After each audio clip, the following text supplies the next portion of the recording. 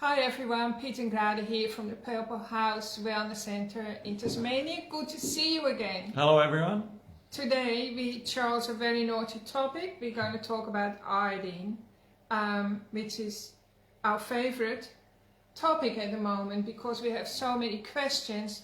And one key question that people ask us is, can you overdose on iodine? So Peter is going to give you the short story on that. When I was nursing up at Scottsdale, we had an old gentleman, he had developed a bed sore, and we used to clean it with betadine, 10% betadine, which is mainly iodine, 10%.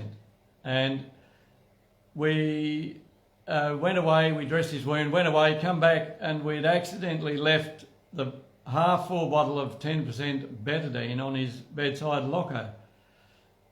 And it was empty. What happened? He had drunk it. Was he an alcoholic? No, he wasn't. Okay. He was Getting Alzheimer's. He had Alzheimer's, dementia, and he had drunk half a bottle of 10% betadine, which is it's iodine, you could say. Anyway, it worked out, I worked it out, it would have been about 18 grams of iodine. Which is equivalent to how many of these bottles? It's probably 100 of those, I'd say. Mm-hmm. And I think I was in charge. I said, we'll just watch him. And he was fine. Nothing happened. He didn't get diarrhea. He didn't have vomiting. Nothing. He was just his normal self after half a bottle of 10% betadine. Which we're not going to recommend. It would have given his insides a good clean out. It would have killed everything in there. Mm-hmm. But we were expecting, worse things to happen, but nothing untoward happened to him. Mm-hmm. So that's great to know. Can you overdose on iodine? It's very difficult. It's very difficult, mm-hmm. I'd say. Mm-hmm. Yeah. So if you have too much iodine, what will happen is it will go through your system. Your kidneys will flush it out, it will go into your bladder gets a nice flush out as well, and then it goes into the toilet most of the time. But it's very hard to overdose on iodine because generally speaking we're also very deficient. Some people say overdose of iodine, a lethal overdose of iodine is between 2 and 3 milligrams. Grams. Oh, grams, sorry, yeah. But that guy had 18 grams equivalent. And, well, And betadine is toxic. So, chemicals in it. That'd be 10, that lethal dose that people say between 2 and 3 grams is about 10 bottles of this. If you drank it all at once. If you drank it all at once. But that said, that guy proved us wrong. Mm. So years ago, Tom, our younger son, he was doing a building apprenticeship, and one morning I caught him, filling the whole squeezy thing. I'll show you actually. And so he had that much, right? And he squeezed it out in a glass of water. I said, Tom, what are you doing? And he goes, I'm having my iodine. And we normally have 10 drops of iodine per day. And I said, well, that's a bit much, isn't it? And he goes, no, Mum, if I don't have a whole dropper full, I don't have enough energy to get through the day, and it helps me to stay fit. And you know how hard builders work, especially, when you're doing all the hard work as an apprentice. So Tom did that himself, and we never saw any bad effects. Yeah. So I have about 20 drops every morning in my first glass of water, and I haven't suffered any untoward effects. I've suffered some good effects. So can we just talk about iodine a little bit? So iodine went out of fashion after antibiotics were discovered, it was right? About after the Second World War, I'd say. Before the Second World War. Chemicals and antibiotics come in vogue. Mm-hmm. So before that time, iodine was highly regarded in the medical world. And then after that, it was poo-pooed, and some false, wrong studies were done as well. And those studies were introduced in medical teachings in the universities, and really classifying iodine as a toxic substance when nothing could be further from the truth. And there are some doctors who turned that science on its head again. So Dr. Guy Abraham, he was a professor of endocrinology. He rediscovered the importance of iodine in 2004 and did a huge study. Huge iodine study. And it's called the iodine study if you want to Google it. And he recommends if we don't take 100 times the recommended daily allowance, which is 10 drops of what we have, it's not doing you much good at all, he says. And pregnant women, they don't get enough iodine to support them through the pregnancy or to help the baby develop in a healthy way. So the informed doctors say that it's a national disaster that pregnant women don't get enough iodine. There isn't enough iodine in the pregnancy multivitamins and minerals either, so you really need to supplement even before you have a baby to get your body, your sperm and your egg into tip-top shape. Because if people suffer iodine deficiency, especially pregnant women, the baby comes out less intelligent, right? It affects the brain development. So if you want your baby to be, if you want to give your child a good start in life, you really need to start with iodine now. Well, before you get pregnant, yeah. Yeah, so it's essential for brain development of your baby. And it was estimated back in the early 1900s, the average intake of iodine for most people was between 100 and 1,000 milligrams. Compared to what daily. We do now, the average person is nothing. Well, the RDA is 0.015 milligram to 0.035 milligrams. But so even people still don't even take that. So iodine is needed by every cell of your body, right? So like, you know, how you understand how you need to have air, otherwise you die, you need oxygen. You need water, you can't live without water for longer than a week. Then you need salt. So salt is the third element that your body needs. Well, it's a lot of elements. It's 84 different. Exactly. But all the electrolytes. Apparently, you can't last for much longer than 4 weeks without salt.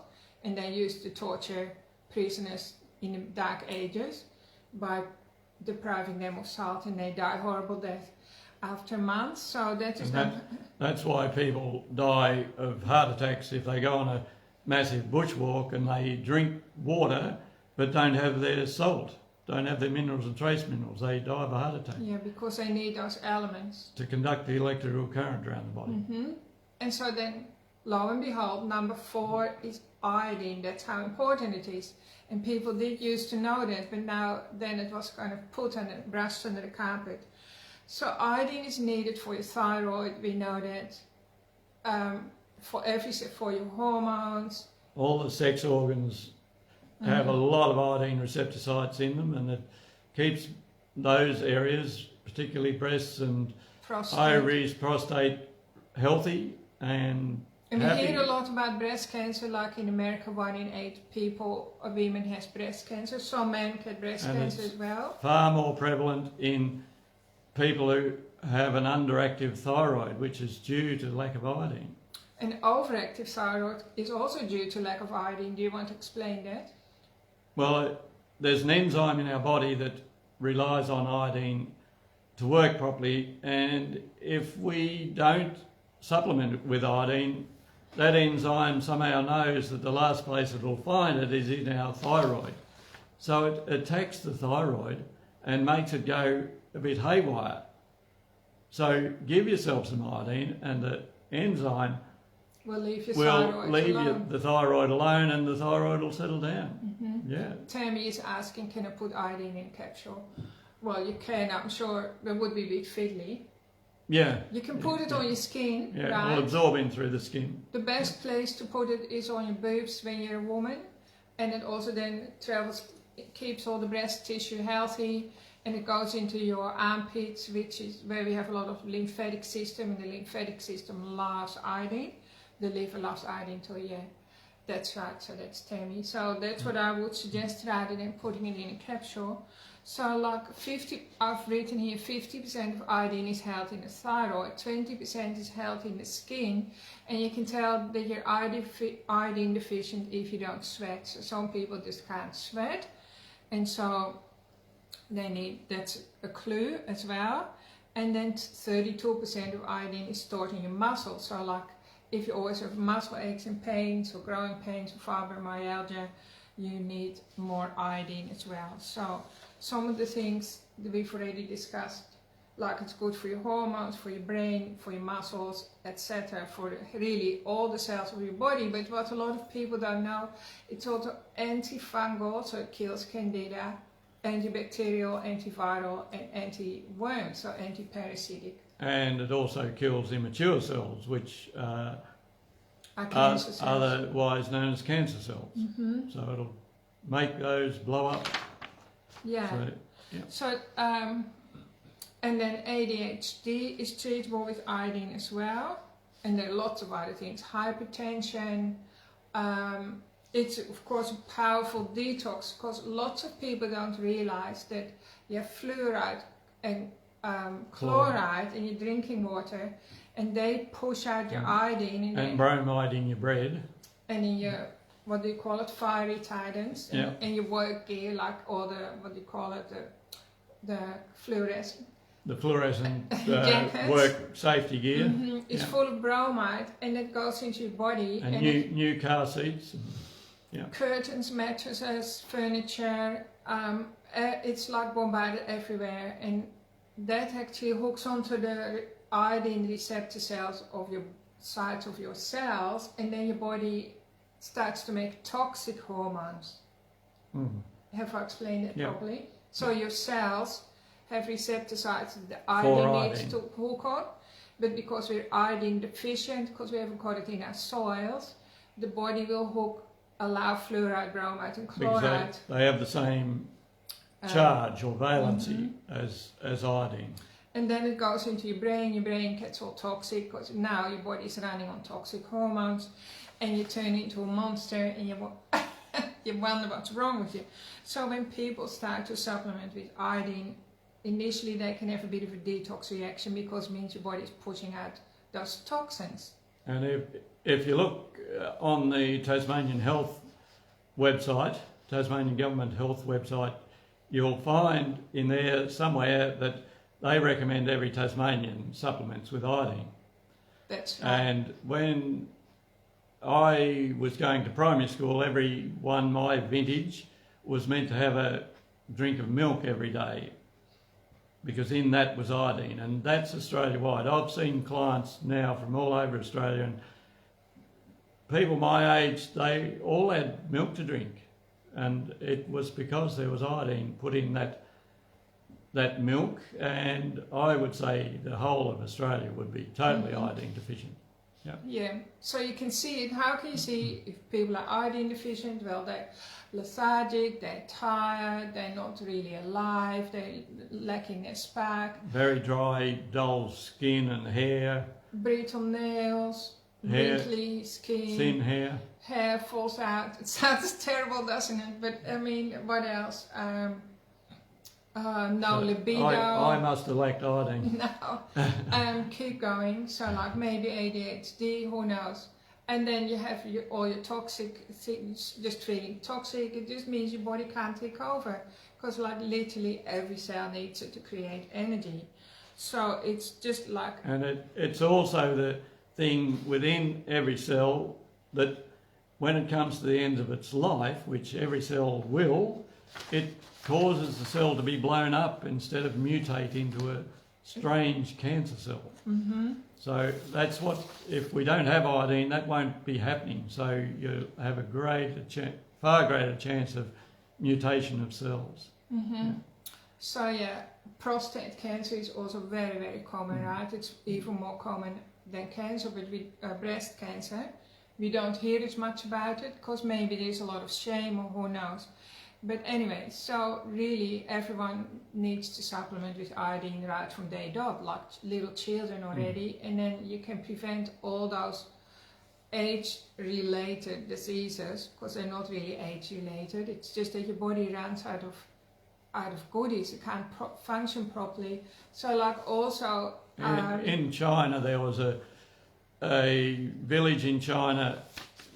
Where people were stunted. They were really stunted, had small brains, and they weren't very. They had low intelligence. They still gardened and kept themselves, but they realised that there was total deficiency of iodine in their soil. So what the authorities did was drip feed iodine into the stream, into their creeks that they irrigated from, and it was only one generation. 10 years, I think. The people were normal size, normal brain size, normal intelligence. It really improved things. So your body does want to recover, yeah. right? And so it's never too late. We only started with iodine in 2006. It was introduced to us by naturopaths from America, and we went to one of her workshops in Sydney because I wanted to recover from the truck accident, remember? And I needed her help to recover, and she gave me a bottle of iodine, and I thought, what's that? What's that brown stuff? And so she explained how it helped her recover from cancer, and she was just sharing it with the world.